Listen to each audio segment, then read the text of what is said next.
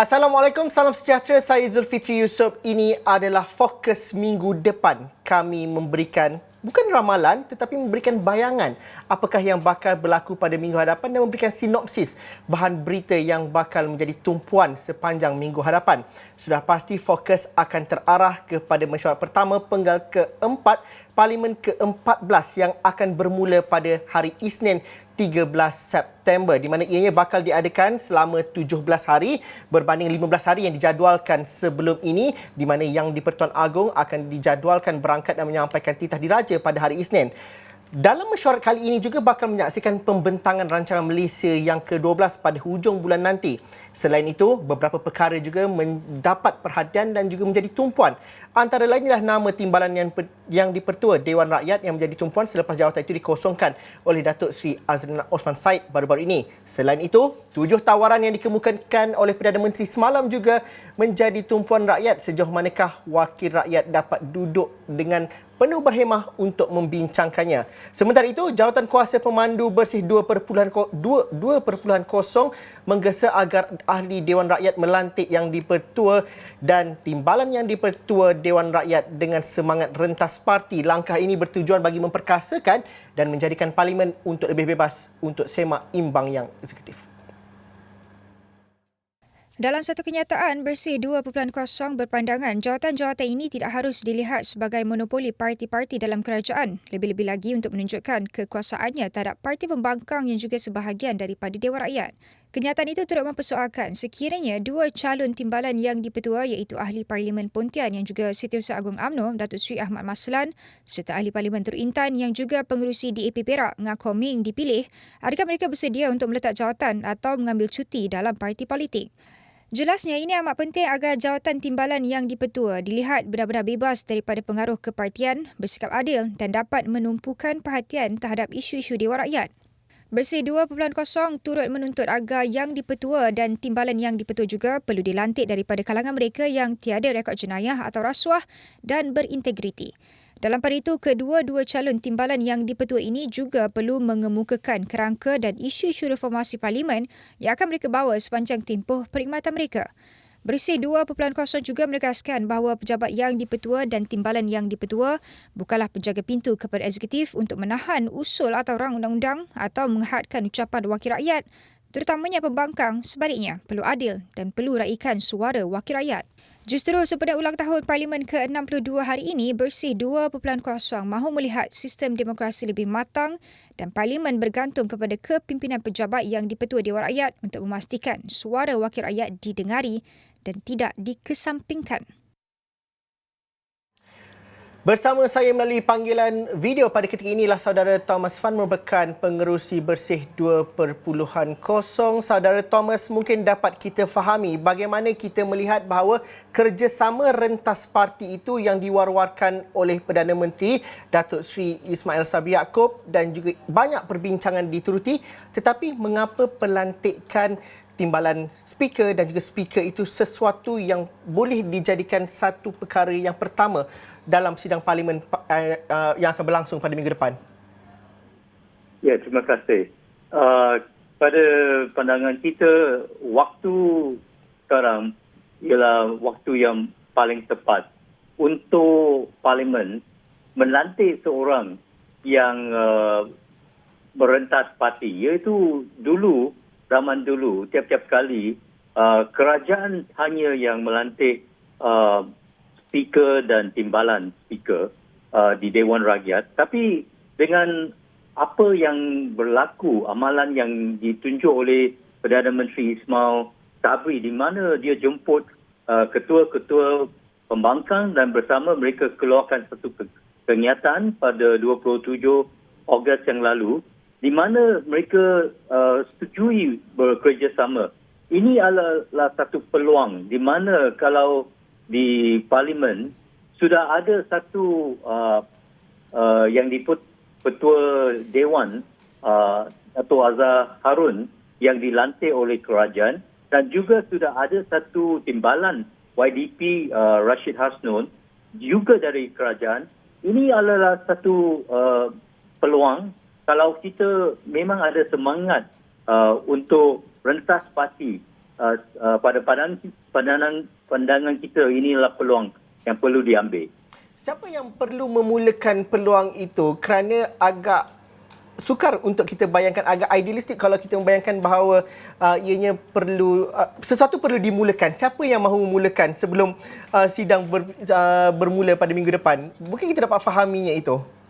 Ya, memang kita tahu sekarang ada dua calon. Ya, satu ialah calon kerajaan, Datuk Seri Ahmad Maslan dari UMNO, dan lagi satu calon dari Pakatan Harapan iaitu Komeng. Ia mantan timbalan YDP juga, dan kita juga tahu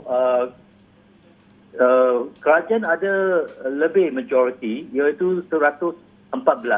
Kalau kita buang undi mengikut gabungan yang sedia ada, tentu kerajaan akan menang dan Ahmad Maslan tentu yang dicalonkan akan dapat dilantikkan sebagai timbalan YDP. Oleh itu saya rasa ini ialah kerajaan yang perlu memulakan. Kalau dia memang ada niat ikhlas hati nak bekerjasama, dia beri ruang kepada pembangkang supaya seorang timbalan akan datang dari pihak pembangkang. Adakah kalau itu tidak dilakukan akan sedikit sebanyak menjejaskan peluang untuk perbincangan yang lebih harmoni di Dewan Rakyat pada pandangan saudara Thomas? Tidak kata akan berlaku begitu, kerana apa yang penting juga ialah sesiapa yang dilantik sebagai yang dipetul atau timbalan, dia mesti ada profesional dalam memainkan peranannya sebagai speaker dalam Dewan.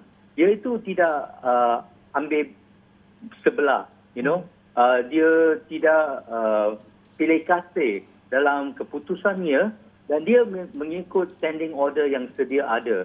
Itu yang apa kita hendak nampak, nak tengok, dan tapi sebagai satu token of sincerity, harapan kita dalam suasana sekarang, semangat sekarang,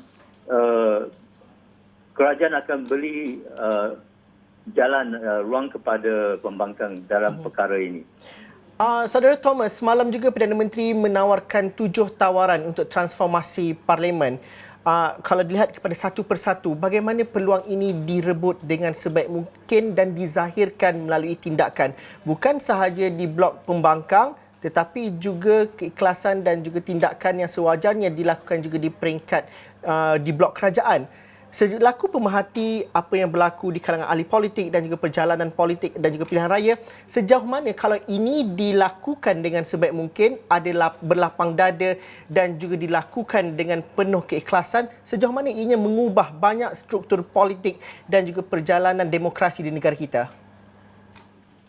Ya, apa yang ditawarkan sekali lagi oleh Perdana Menteri Ismail Sabri ialah agak sama dengan apa yang ditawarkan oleh bekas Perdana Menteri Tan Sri Muhyiddin Yassin, dan reformasi yang ditawarkan amat penting, dan kepentingannya terutamanya di segi perubahan dalam parlimen. Semangatnya ialah kita nak memperkukuhkan peranan parlimen sebagai satu badan yang boleh semak dan imbang kerajaan semasa. Pada takat ini, dari segi fungsi di parlimen dan atau peluang, memang parlimen tidak ada kekuatan, kerana kebanyakan dia tergantung kepada eksekutif yang sedia ada, seperti kewangan dan seperti pentadbirannya, dia tergantung kepada kehendak kerajaan eksekutif.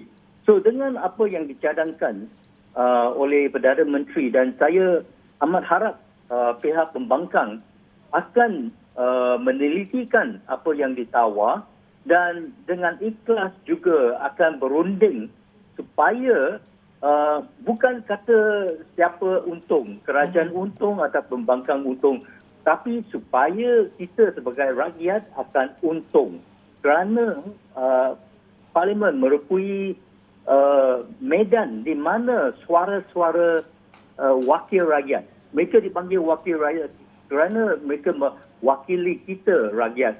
Dan itu harusnya jadi satu medan di mana kehendak dan kerisauan rakyat boleh dikemukakan dengan secara profesional, secara civil dan sopan.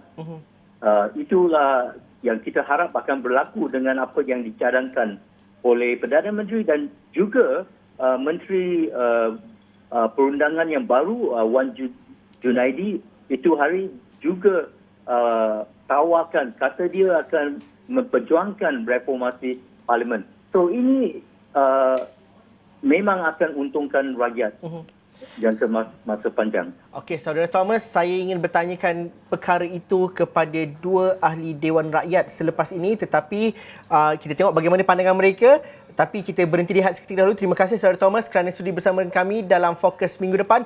Selepas ini saya akan bersama dengan ahli parlimen dari Pasir Mas dan juga ahli parlimen Labuan. Apakah pandangan, apakah cerita mereka? Sudahkah mereka bersedia untuk berbahas dengan penuh berhemah dalam sesi Dewan Rakyat pada minggu hadapan? Itu perbincangan kami selepas ini.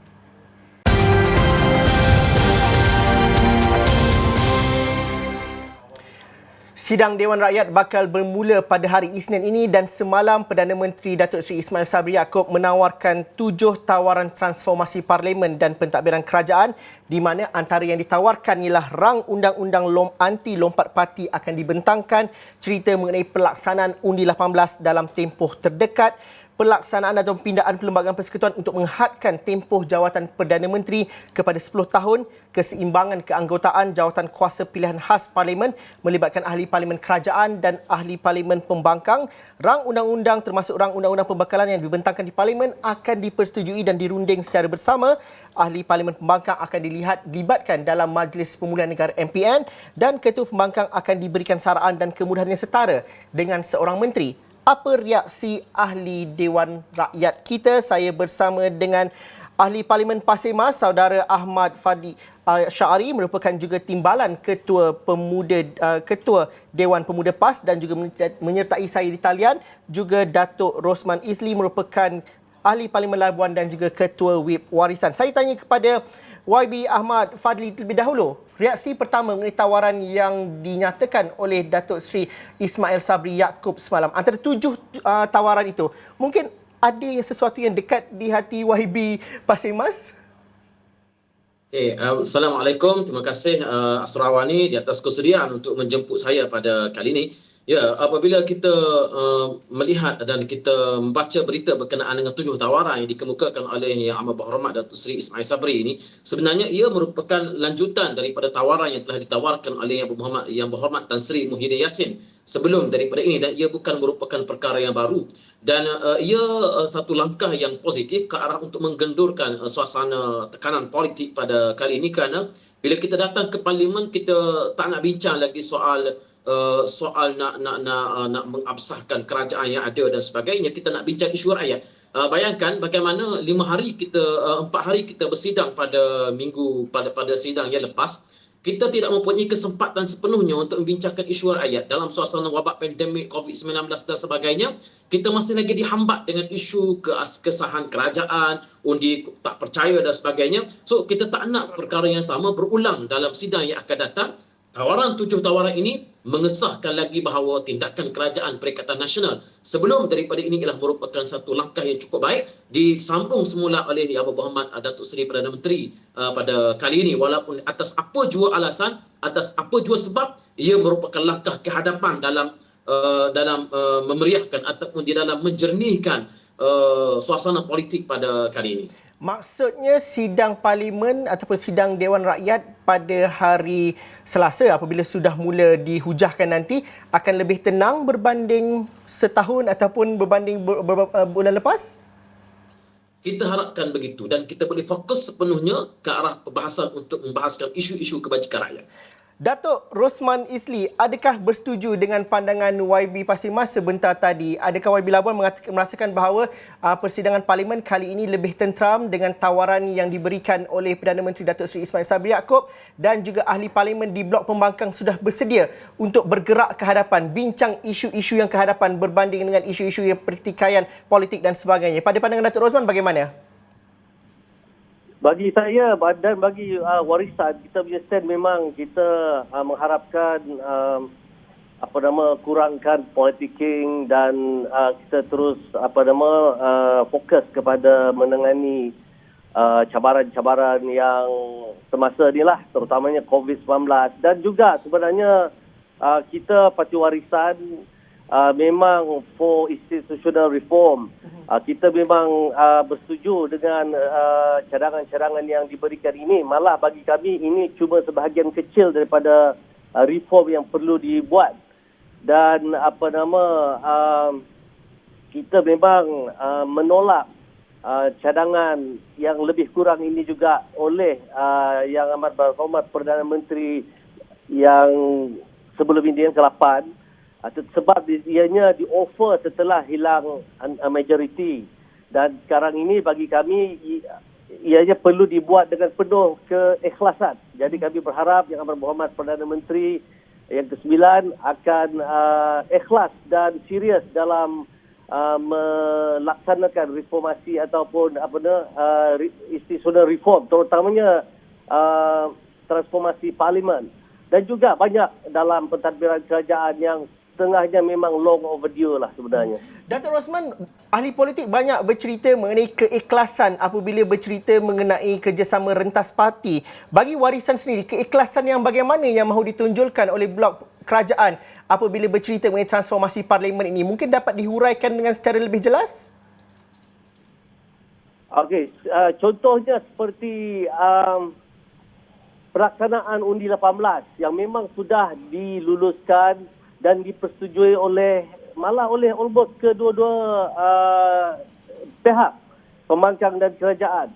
Dan kita berharap ianya akan dilaksanakan secepat mungkin. Sebelum ini kita terdengar juga yang ianya mungkin tidak sempat dan sebagainya. Dan begitu juga perkara seperti pelaksanaan MA63. Semangat Malaysia Agreement 1963 yang sudah dijanjikan daripada satu kerajaan ke satu kerajaan sampai sekarang kerajaan dia sekarang ini. Dan kita lihat ianya masih slow dan kita berharap dengan keikhlasan ianya akan dapat dilaksanakan dengan lebih cepat. Dan dengan pelaksanaan ini semua sebenarnya ia akan dapat membawa negara kita ke arah yang lebih satu dan akan dapat sama-sama menangani cabaran-cabaran yang dihadapi oleh negara. Saya nak tanyakan satu soalan yang sama kepada YB Ahmad Fadli dan juga Datuk Rosman, ialah apabila kita melihat kepada beberapa tawaran seperti rang undang-undang anti lompat parti, pelaksanaan undi 18 dan juga pindaan perlembagaan persekutuan untuk tempoh jawatan Perdana Menteri, ini memerlukan 2/3 dan juga suara majoriti yang besar. Sejauh manakah ianya mungkin dapat dilakukan ketika majoriti itu agak tipis, dan bagaimana, apa saluran, apa mungkin perbincangan sebelum ianya dibentangkan di Parlimen pada minggu-minggu ataupun bulan-bulan yang seterusnya? Apa muafakat, apa titik pertemuannya? YB Ahmad Fadli, kalau dapat mulakan dahulu.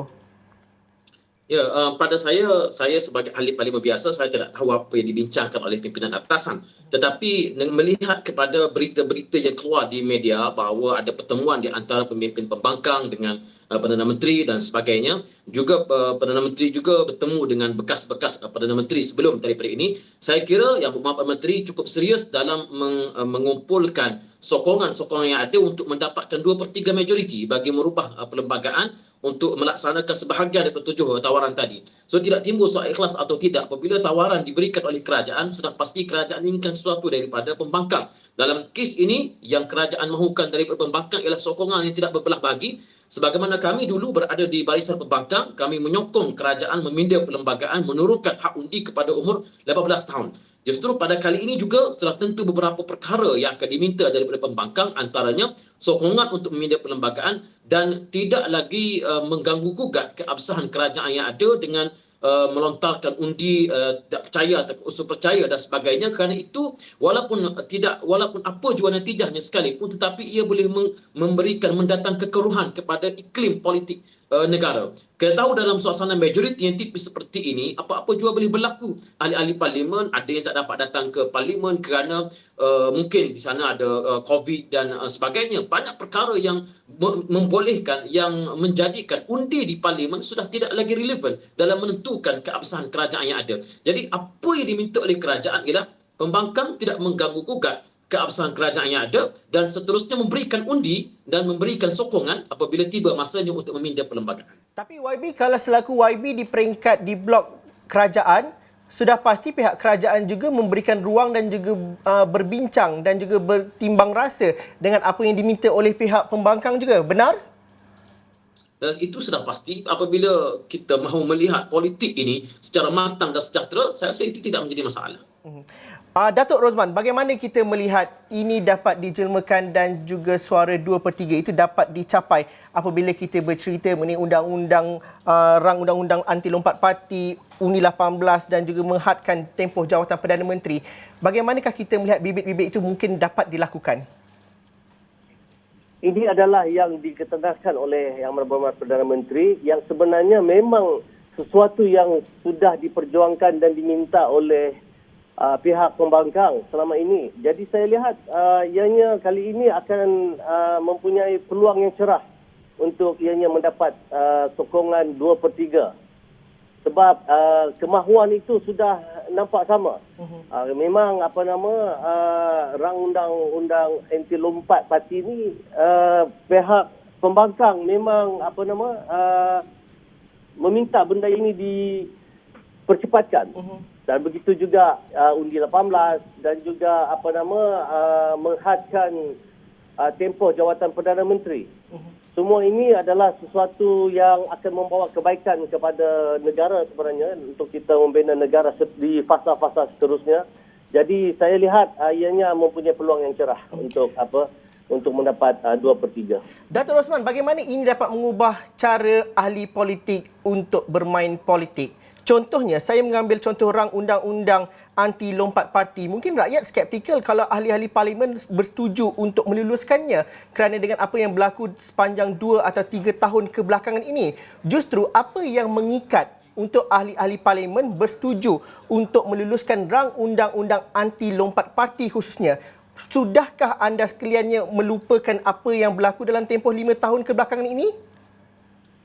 Bagi saya lihat selepas PRU yang ke-14, Malaysia berada di satu titik persimpangan di mana kita sudah berada di dalam satu landscape politik yang baru dan dalam episod yang pendek ini memang banyak benda yang kita belajar.